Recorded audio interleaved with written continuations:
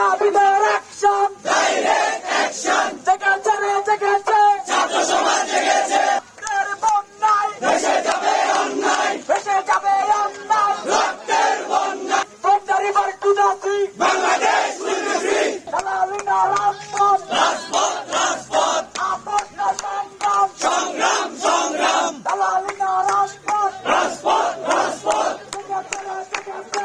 এই মুহূর্তে আসলে রক্তের উপর দাঁড়িয়ে আছি।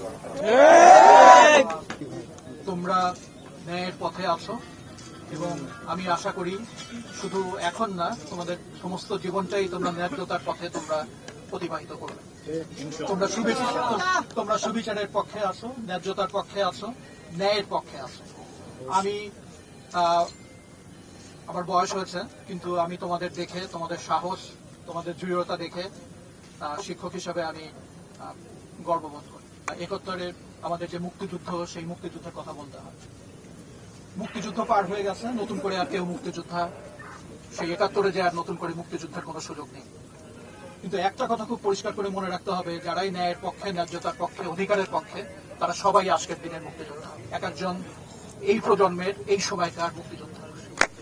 আরো একটা জিনিস পরিষ্কার করে মনে রাখবে, যে যারা মানুষের অধিকার হরণ করে, যাদের কাছে মানুষের রক্তের দাম নেই, যারা ন্যায় বিচারের পক্ষে দাঁড়াতে পারে না, যাদের সাহস নেই, যারা সত্যি কথা বলতে পারে না, তাদের মুখে মুক্তিযুদ্ধের চেতনা বা যে কোনো ধরনের চেতনাবাদী একেবারে জঘন্য শোনায়।